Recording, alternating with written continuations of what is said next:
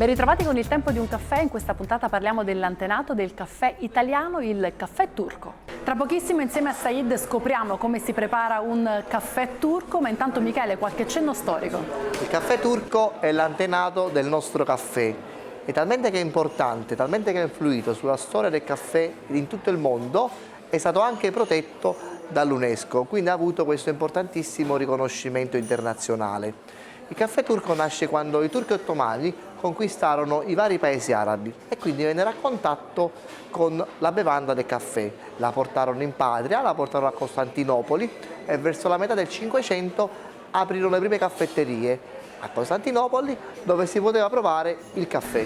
Quali sono le principali caratteristiche, le principali differenze tra il caffè turco e il caffè napoletano? La prima differenza è nella miscela, infatti i chicchi sono un'arabica, a differenza della vostra che la miscela napoletana è un po' arabica e un po' robusta. La seconda differenza è nella tostatura, dove nel caffè turco si preferisce una tostatura più chiara, mentre invece nel caffè napoletano si preferisce una tostatura più scura. E infine l'ultima differenza è nella macinatura, infatti siccome è un infuso la macinatura sarà finissima, mentre invece nel caffè espresso napoletano la macinatura è fine media. Veniamo quindi alla preparazione. Da che cosa dobbiamo iniziare? Iniziamo dalla macinatura dei chicchi di caffè con l'aiuto di un macinino manuale. Si regola il punto di macina finissimo e si incomincia a macinare. Quando la polvere di caffè sarà pronta possiamo passare alla realizzazione del nostro caffè. Utilizziamo la sabbia bollente, la sabbia rovente che ha la capacità di riscaldare l'acqua. L'acqua viene versata all'interno di questo ibrick turco. Di che materiale deve essere? Ottone, rame, di solito sono questi qua i materiali che si usano. Si versa l'acqua all'interno.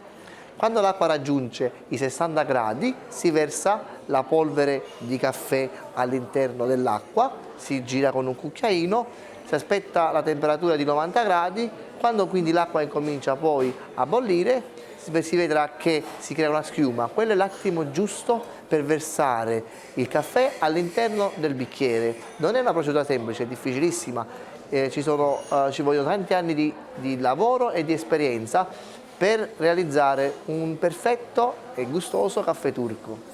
Prima di provare il caffè turco bisogna avere ancora un piccolo accorgimento. Sì, siccome il caffè turco è preparato con la tecnica di infusione, quindi non è un caffè filtrato, all'interno della tazzina c'è la polvere di caffè.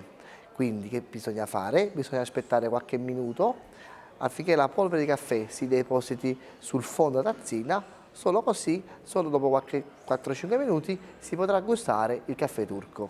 Meglio il caffè turco o il caffè napoletano? Che sia caffè napoletano, che sia turco, l'importante è bere un caffè di qualità.